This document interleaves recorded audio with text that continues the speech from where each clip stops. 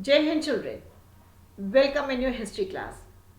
Children, in the previous period we have studied that Muhammad Ali Jinnah, who was one of the famous leaders of Muslim League children, first he was giving importance, or you can say that he was asking for separate electorates for the Muslims. But afterwards he was ready to give up his demand, but on one condition, that some seats will be reserved for the Muslims in Central Assembly children. And and he was ready that if some seats are reserved for the Muslims, he will not support the two nation theory children. So it was his demand, but Jaikar and other Congress leaders, you can say that Jaikar, who was one of the prominent leaders of Hindu Mahasabha, he opposed the demand of Jinnah. Now we are going to see the views of Muhammad Iqbal, who in 1930 was the president of Muslim League children.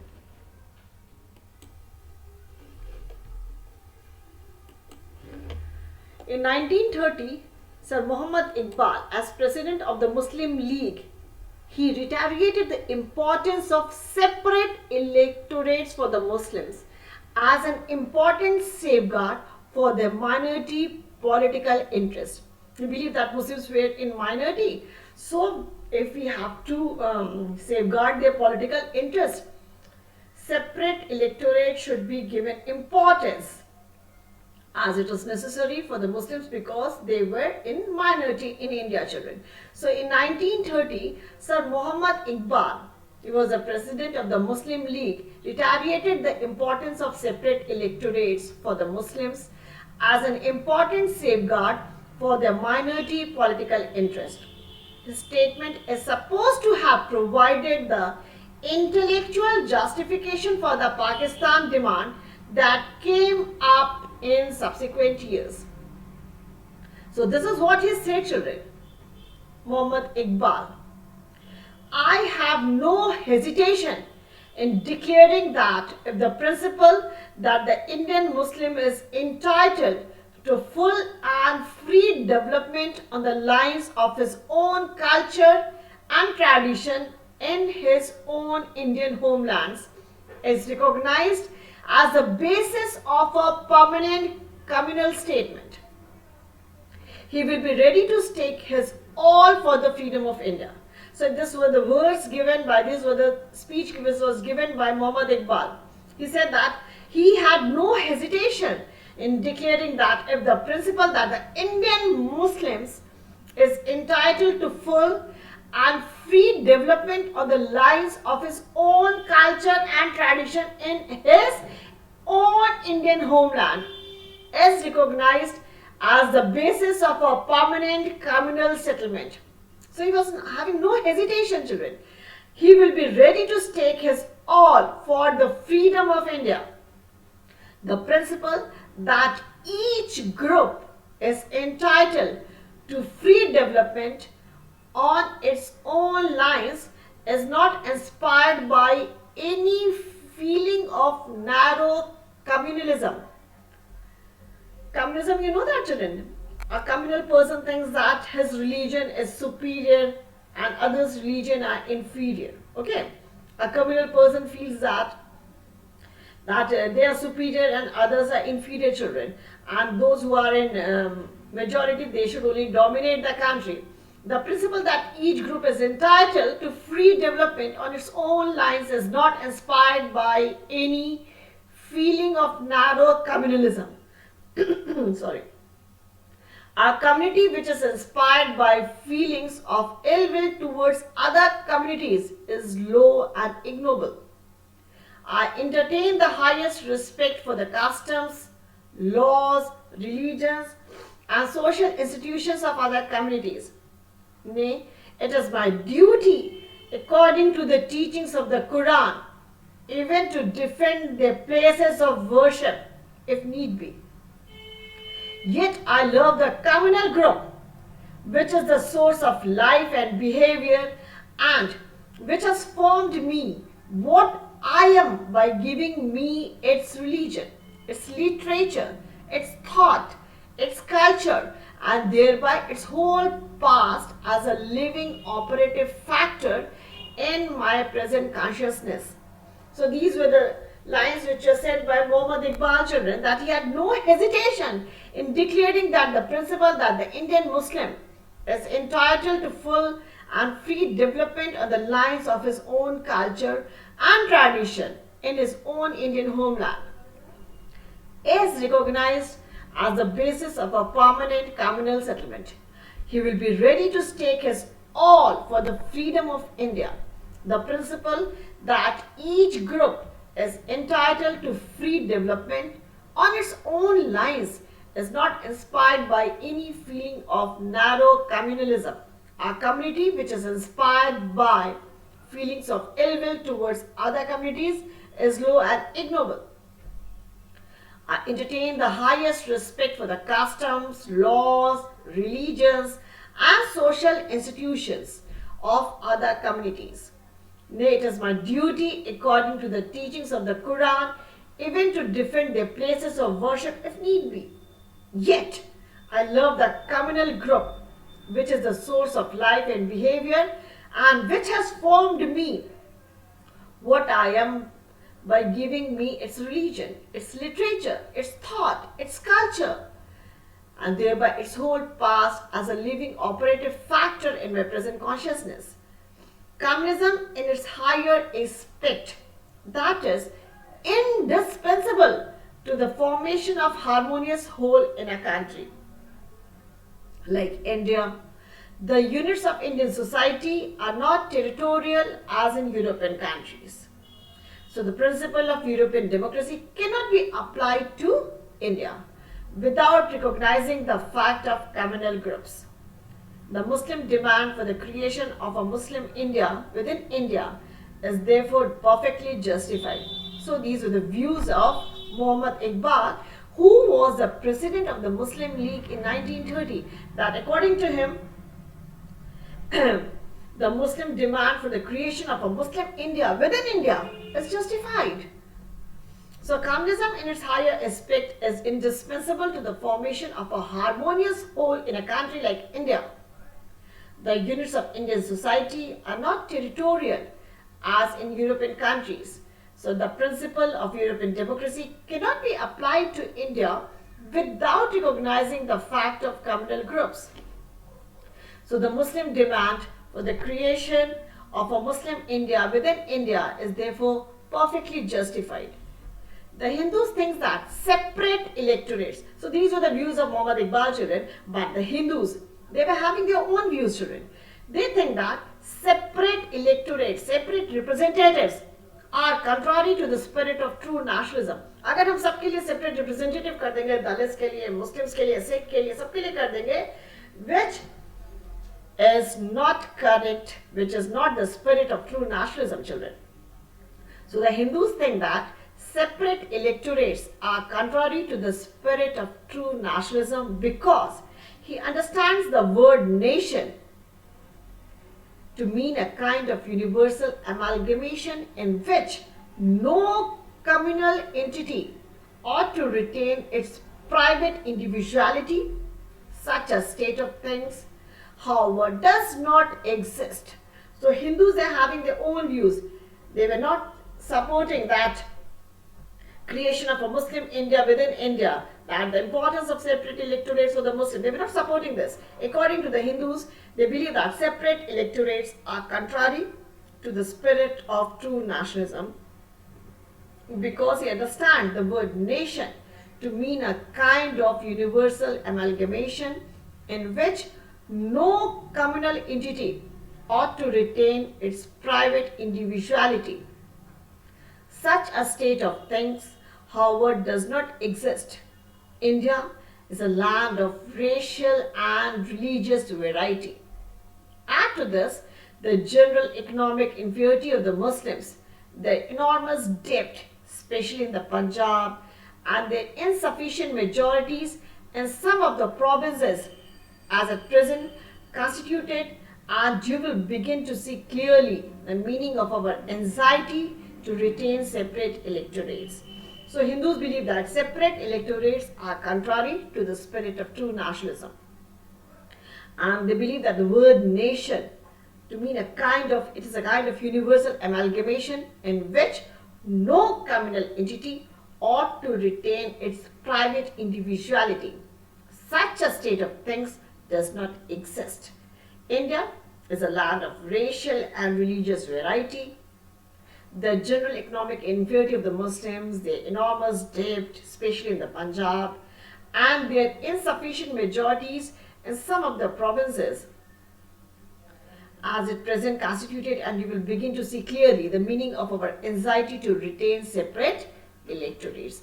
So you have seen the views of Muhammad Iqbal, who was at the time of in 1930 he was the president of the Muslim League. Now the topic which we are going to start today is the sense of collective belonging. You can see a picture on the screen, Bal Gangadhar Tilak. How you can see that how Tilak is surrounded by symbols of unity, the sacred institutions of different faiths, temple, church, masjid, frame the central figure. You can see it, children, on the screen, children. So today we are going to start the topic, and that is the sense of collective belonging. Children, you know that India is a land of diversities, isn't it? So nationalism spreads when people begin to believe that they are all part of the same nation, when they discover some unity that binds them together. But how did the nation become a reality in the minds of people? How did people belonging to different communities, regions, or language groups develop a sense of collective belonging? So this sense of collective belonging came partially through the experiences of united struggles. There was also a variety of cultural process through which nationalism captured people's imagination, history and fiction, folklore and songs, popular prints and symbols. And all these things all played a major part in the making of nationalism. So nationalism spreads when people begin to believe that they are all part of the same nation, despite of so many differences. There can be differences in the name of religion, in the name of caste, culture, beliefs, then food habits, dressing sense. In spite of so many differences, when they believe that, when they discover that some unity that binds them together. So nationalism is a feeling of oneness which we feel towards our own country. You can say that a sense of oneness. Okay, so we know that India is a land of diversity.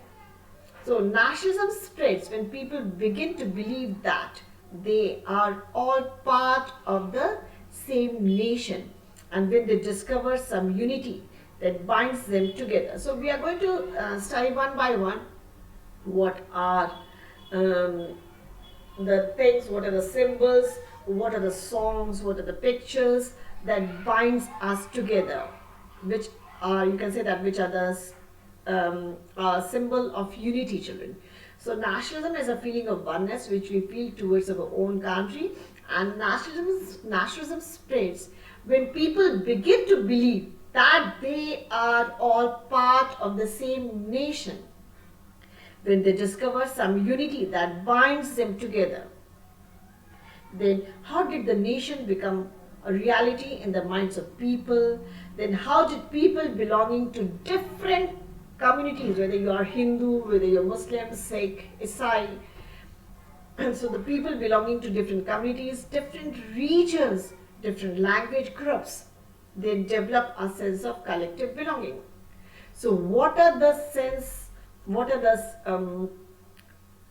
the symbols which create, or you can say that which played an important part in the making of nationalism, children? So this sense of collective belonging came partially through the experience of united struggles, but there was also a variety of cultural process through which nationalism captured people's imagination, history and fiction, folklore and songs, popular prints and symbols, they all played an important role in the making of nationalism, children. So one by one we are going to discuss about those symbols, about those identities which created a sense of collective belongingness. So number one is a figure or image of Bharat Mata, children.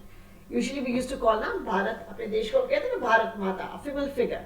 So the first symbol which created a sense of belongingness towards our nation, or you can say that, which arose a feeling of nationalism, is the image of Bharat Mata.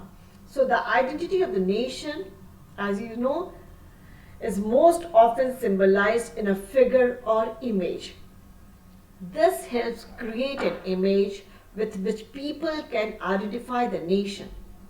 It was in the 20th century, with the growth of nationalism, that the identity of India came to be visually associated with the image of Bharat Mata.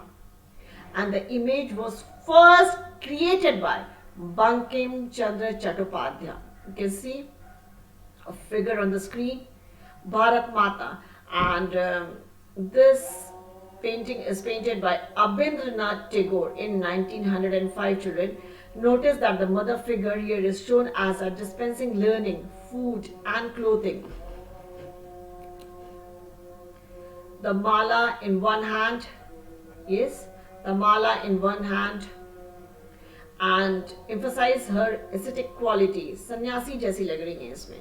Abhindranath Tagore, like Ravi Verma before him, tried to develop a style of painting that could be seen as truly Indian. So this is the image of Bharat Mata, and this painting was painted by Abhindranath Tagore in 1905. So the first thing, the first symbol जो हमें देश से जोड़ता है, that is the image or figure of Bharat. So the identity of the nation is most often symbolized in a figure or image. And this imagery helps to create a feeling of nationalism. So the identity of the nation is most often symbolized in a figure or image, and this helps create an image with which people can identify the nation. So it was in the 20th century, with the growth of nationalism, that the identity of India came to be visually associated with the image of Bharat Mata. And the first image of Bharat Mata, it was created by Bankim Chandra Chattopadhyay, children. Okay, so actually Bharat Mata, she's portrayed as an ascetic figure in the image. You can see that, which is painted by Abhindranath Tagore, children. And she is calm, composed, divine and spiritual. So in subsequent years you can see that the image of Bharat Mata acquired many different forms. इसमें आपको सन्यासी लग रही हैं, लेकिन कहीं कहीं आपने देखा होगा भारत माता को एक दुर्गा के रूप में भी दिखाया गया. So in this painting, which is painted by Abhindranath Tagore, Bharat Mata is portrayed as an ascetic figure. एक सन्यास नहीं लग रही हैं. She is calm, composed, divine and spiritual.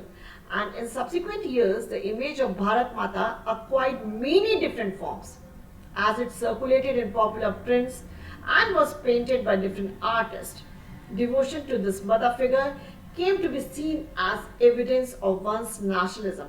So the first thing which developed a sense of collective belongingness, or you can say that which created a feeling of nationalism, is the image or figure of Bharat Mata.